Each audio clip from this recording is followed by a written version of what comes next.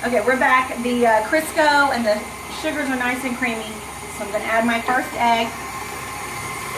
It's going to get mixed in there very nicely.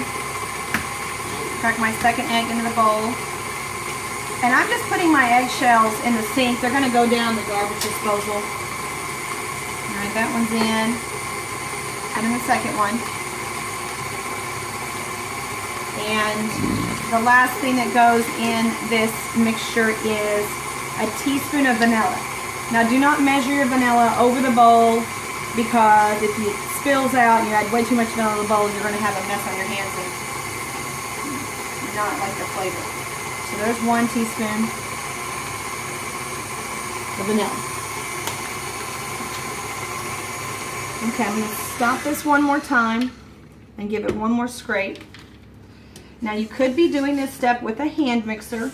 If that's what you have at home, it'll work beautifully. But this stand mixer just makes things easy.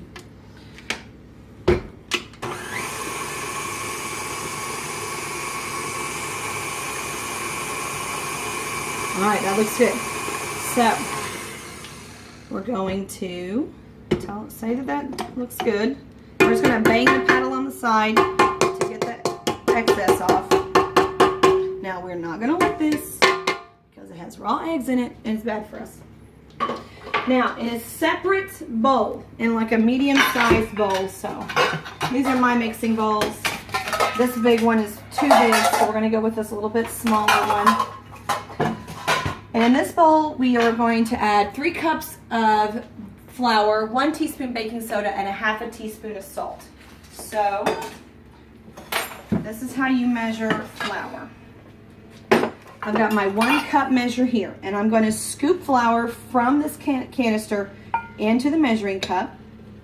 Don't pack it, don't shake it, just scoop it up there gently, let it heap over the sides. And then when you've got a heap, then you're going to use the flat side of a knife or your spatula and just level it off. Now that's 1 cup. Do it 2 more times.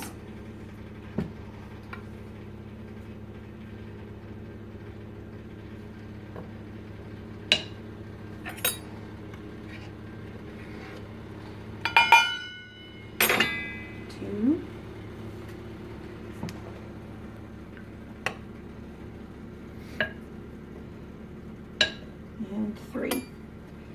And since this canister has a nice wide opening, I'm able to do this without making very much of a mess.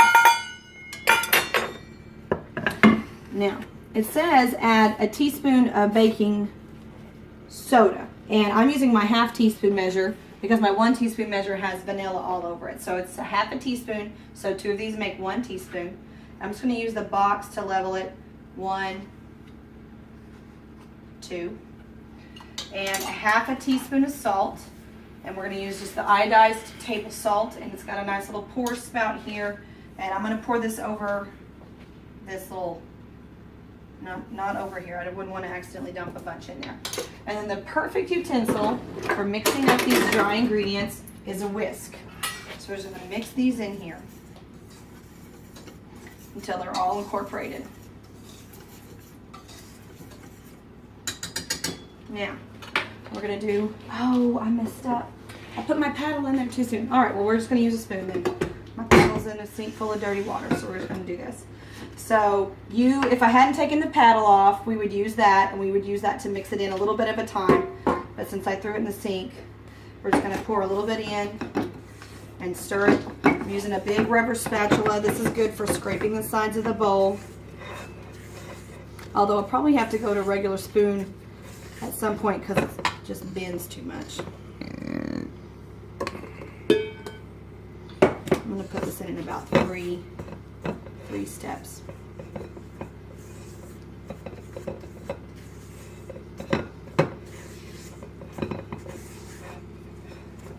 See where the mixer would make this a little bit easier, and it'd probably go a little faster too. And for the last batch, this is just bending too much on me. So I'm going to use a regular spoon, wooden spoon, put the rest in, and stir it up. Now this flour will go everywhere if you get too vigorous, so try your best to keep it all in the bowl.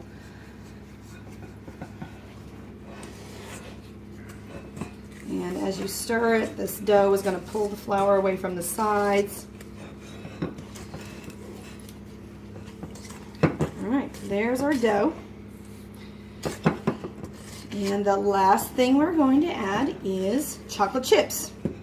Now, the recipe says 2 cups, and 2 cups is 1 package of chocolate chips.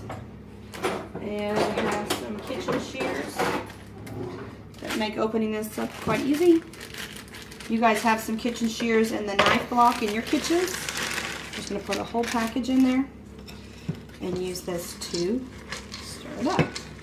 Now, this recipe could be adapted in a lot of different ways. You could put M&Ms in here. You could put butterscotch chips, white chocolate chips. This is semi-sweet chocolate. If you like really sweet, you could go with milk chocolate. And then if you have people in your lives who love nuts, you could add pecans to this. We don't use nuts because not everybody likes them, and we have concerns about nut allergies. So we're just going to go with standard, classic, everybody's favorite chocolate chips.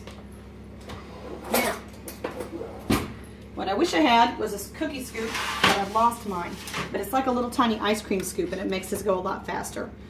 But you're going to use, you can go ahead and use one of these from your drawer with the rest of the spoons, one of these smaller teaspoons, and you're just going to take a scoop and put it down onto the wax paper.